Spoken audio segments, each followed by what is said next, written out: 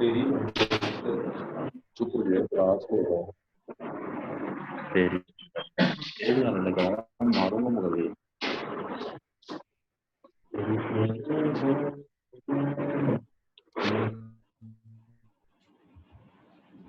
ये है नेक्स्ट हमारा एडजस्टमेंट लेटर में था एक्सेप्ट पार्शली, पहले हमने पढ़ा पीछे।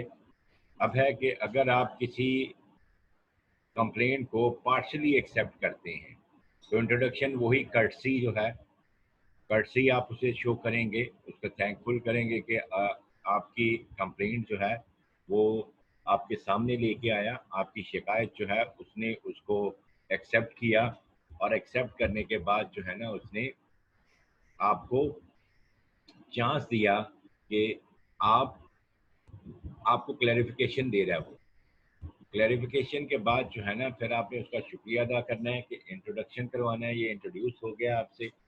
और इंट्रोडक्शन में क्या है, कर्टसी, उसमें क्या होता है आप उसके थैंकफुल होते हैं कि हमारी तरफ से ये हमारे पास आपकी ये कंप्लेंट पहुंची है जिसको हम गौर कर रहे हैं या गौर करेंगे और इसमें लायबिलिटी फिक्स करेंगे, और जितनी आपकी कंप्लेंट है उसके मुताबिक जो हमारे पास इन्वेस्टिगेशंस आएंगी, फैक्ट फाइंडिंग आएंगी, जो हमारे पास जो है नतीजा निकलेगा, उसके बाद जो है हम आपको एडजस्ट करेंगे।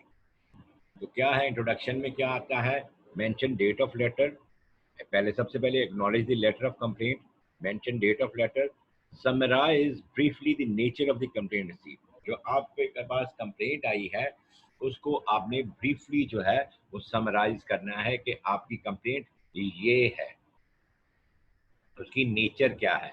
एक्सप्रेशन जो आपको हेल्पफुल हो सकते हैं, ये एक्सप्रेशंस आपके सामने लिखे हुए हैं। Thank you for your letter regarding order number 2345 in which you mentioned that.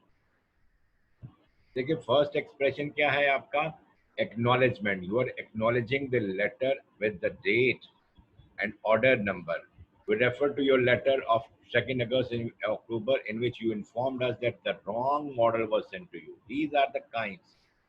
1, 2, 3, 4. These are the kinds of beginning जो आप लेटर जिससे begin करते हैं या कर सकते हैं। We received your letter of 4 October and noted that you were very dissatisfied with our staff service. Received your letter of 6 October and regret to hear that you were dissatisfied with the workmanship of the renovation works completed at your premises. ये सारे देखिए different नौयत के काम और different नौयत की आप acknowledge कर रहे हैं उसे। इन्वेस्टिगेशन कितना आपका कवर करना चाहिए लेटर का, तकरीबन 1/2 of your letter, your body जो है लेटर की सेकंड पैराग्राफ जो है वो 1/2 होना चाहिए ताकि इन्वेस्टिगेशन से वो आपके सेटिस्फाई हो सके। Mention that case has been investigated, conclude that your firm is not solely responsible for the error. ये solely responsible for the error कब आएगा, जब आप लोग उससे एग्री नहीं कर रहे जो कंप्लेंट उसने की है, and you are not going to fully compensate that person who has complained about your product or services. देखिए कंप्लेंट प्रोडक्ट की भी हो सकती है और सर्विसेज भी। आपके पास जो इंटरनेट है ये सर्विस है, आप किसी से कोई चीज रिपेयर करवाते हैं ये सर्विस है, आपके घर में जो यूटिलिटी बिल्स आते हैं, यूटिलिटी फ्राहम की जाती हैं, वो सर्विसेज हैं, उनको हम सर्विसेज कहते हैं। तो ये सारा जो है आपने उसे लिखना है।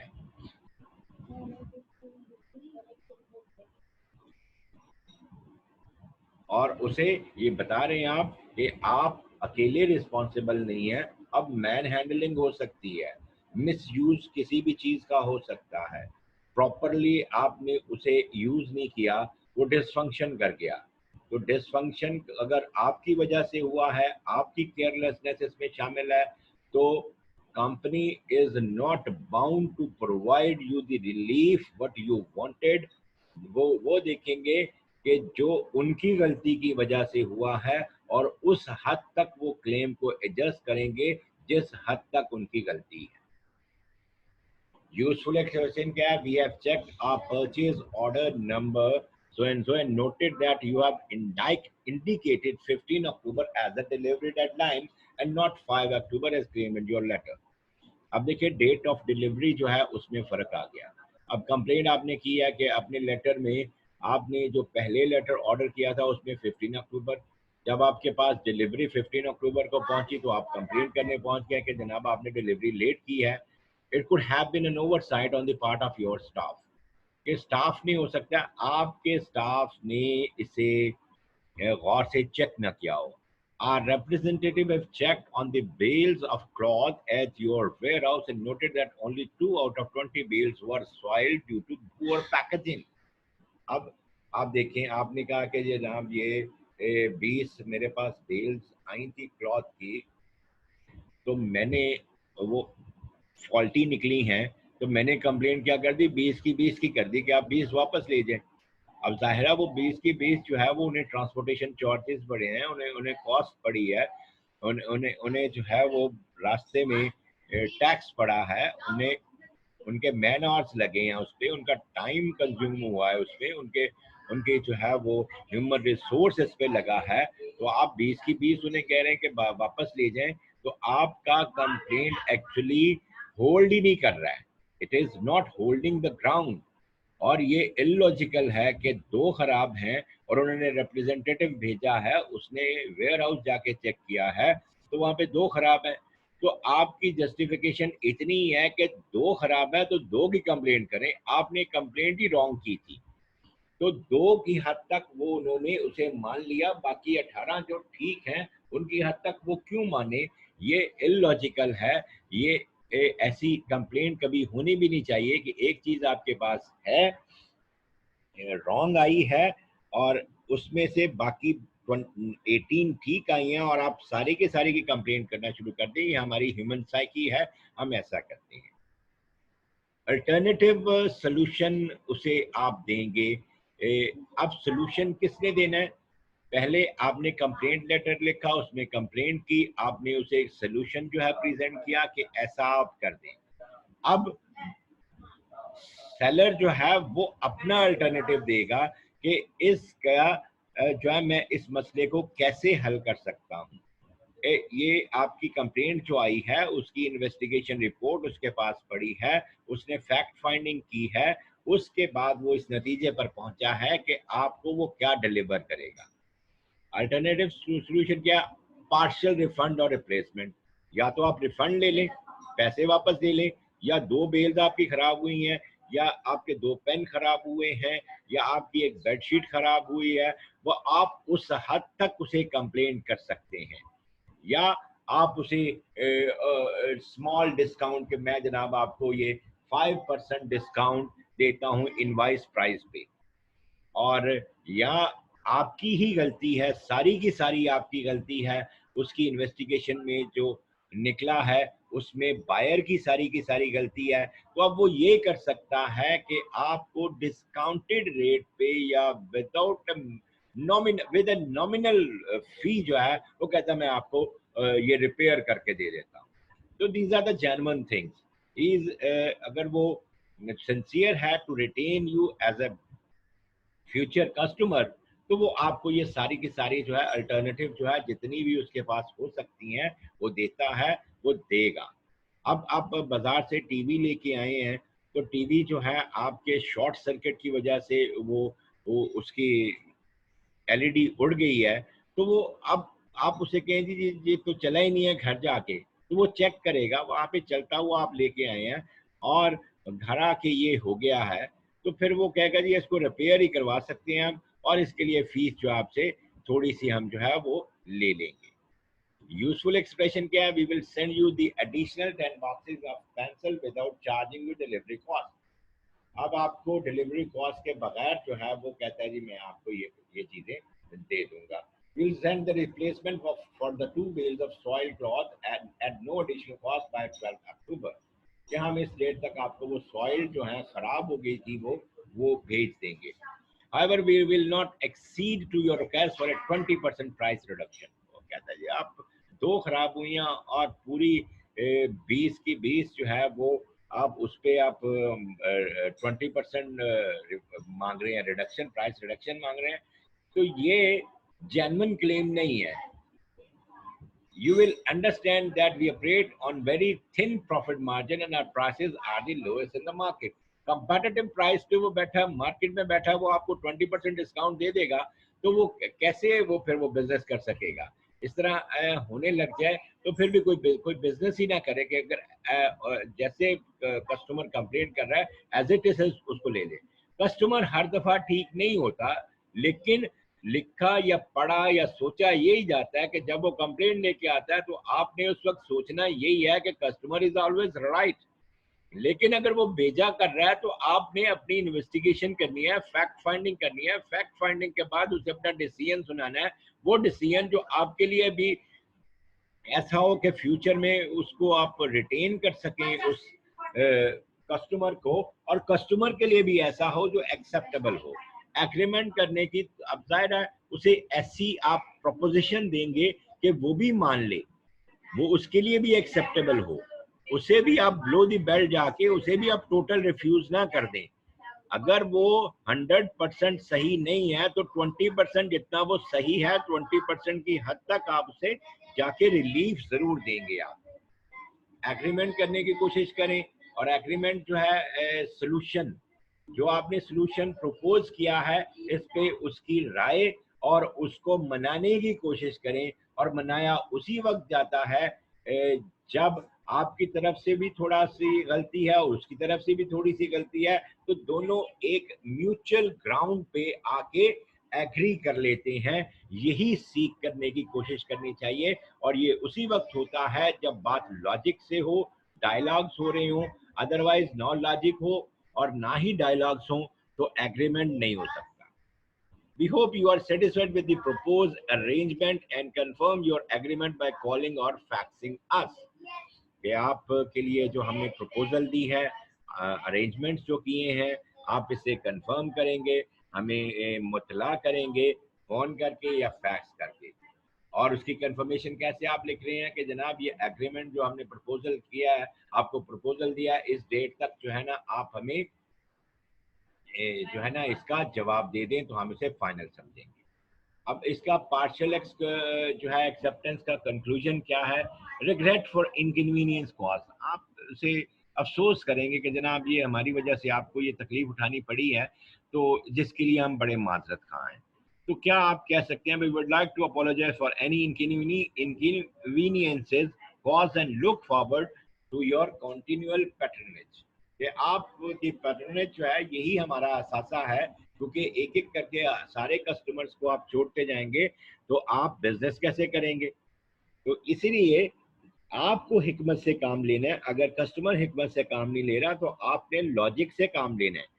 कस्टमर अगर इमोशन से काम ले रहा है तो आपने लॉजिक से लेना है. आपने आर्गुमेंट करने हैं, आपने आर्गुमेंट करके उसे प्रपोजल देने हैं, डिफरेंट उसे सोल्यूशंस बताने हैं.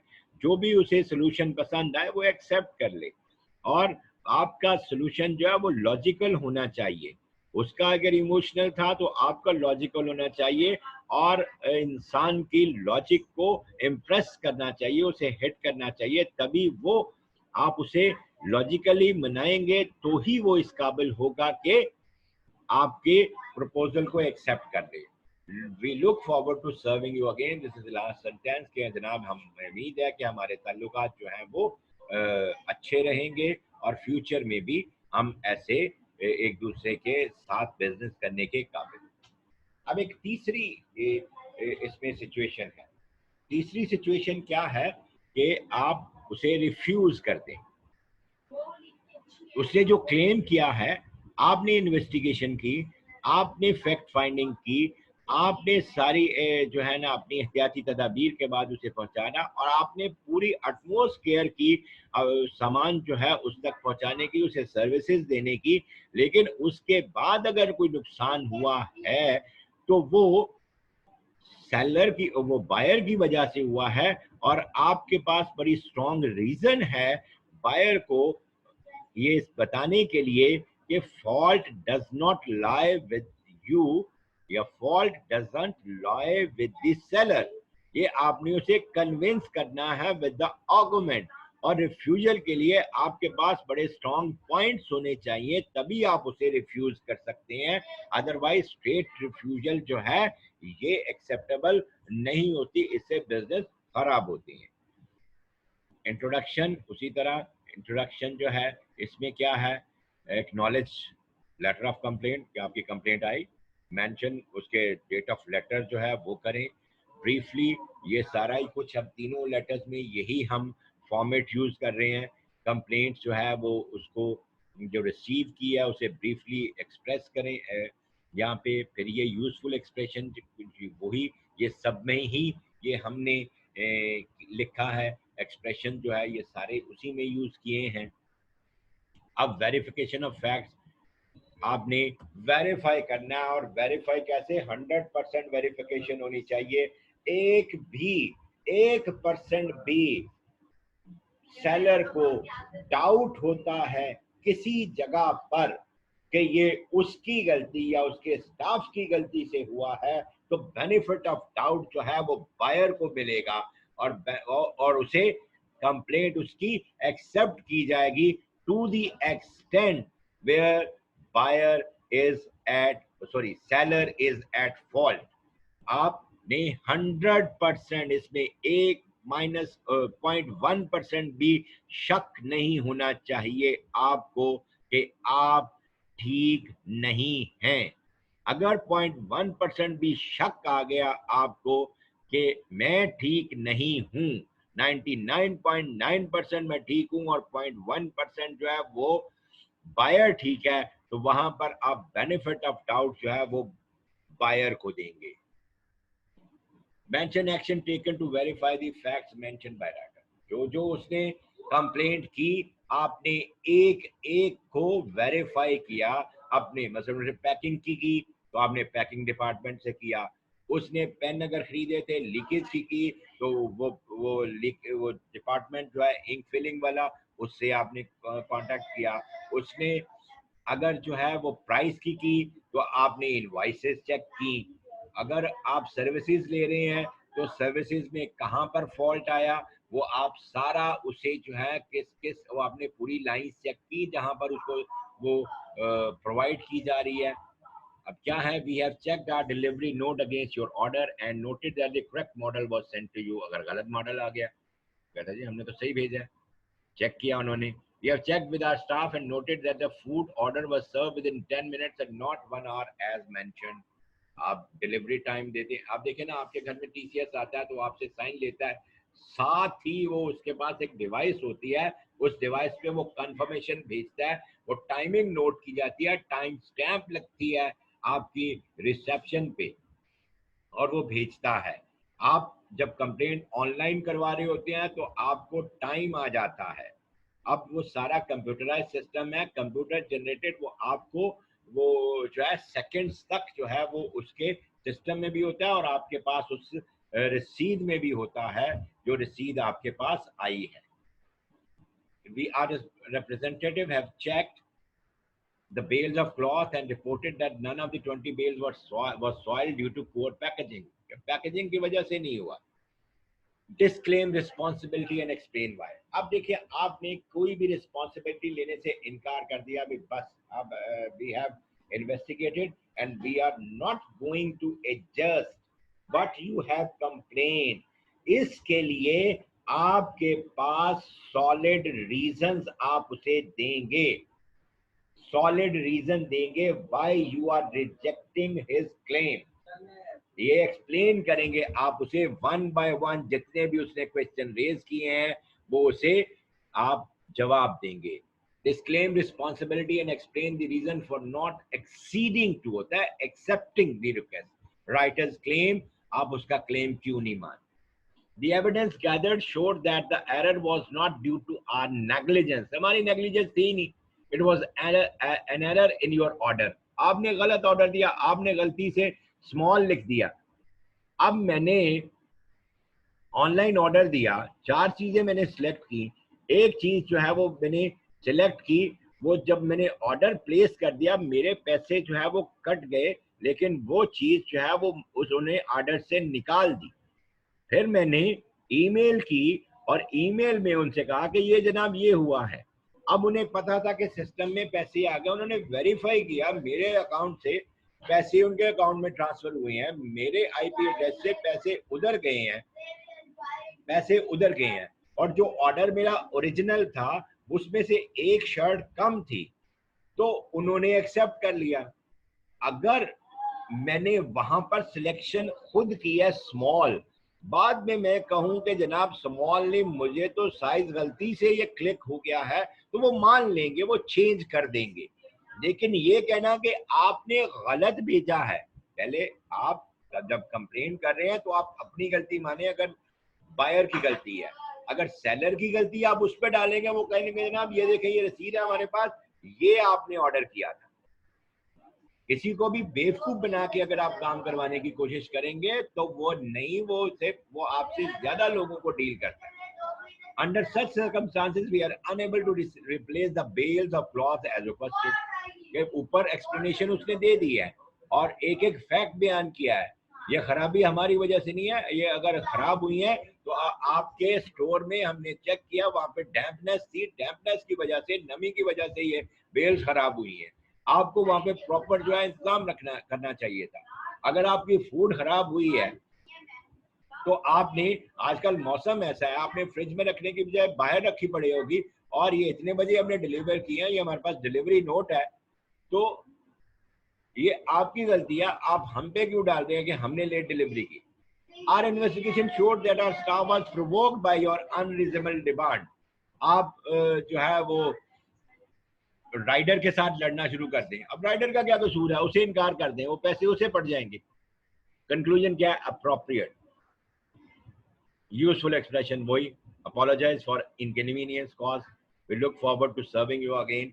सब कुछ, लड़ाई नहीं करनी है, बताना है उसे कि जनाब अब भी हम आपके जो है ना सर्व करने के लिए तैयार हैं, but not on some whims, कि आपकी विम्स पे हम सर्व आपको नहीं करेंगे, कि आप को पसंद चीज नहीं आई तो आप कहें जी ये इसमें फॉल्ट निकालना शुरू कर दें, या आपने गलत ऑर्डर किया है या मिस कोड किया है, तो आप उसका ब्लेम हम पे नहीं दे सकते। लॉजिकली अगर आप बताएंगे हमें उतना बताएंगे जितना हमने नुकसान पहुंचाया है, तो फिर तो मुमकिन है।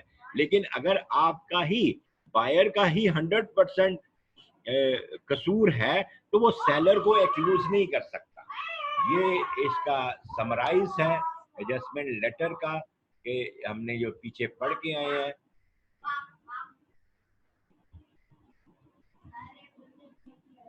ये कौन स्क्रीन पे मारी जा रहा है?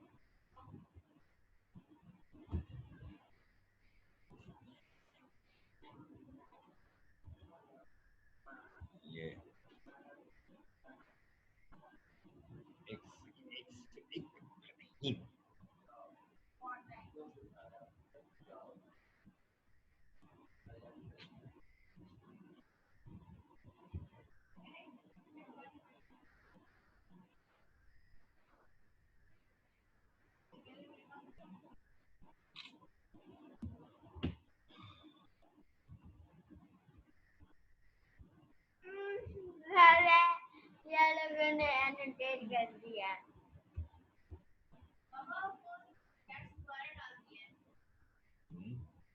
बाबा डिसेबल कर दे, डिसेबल कर दे।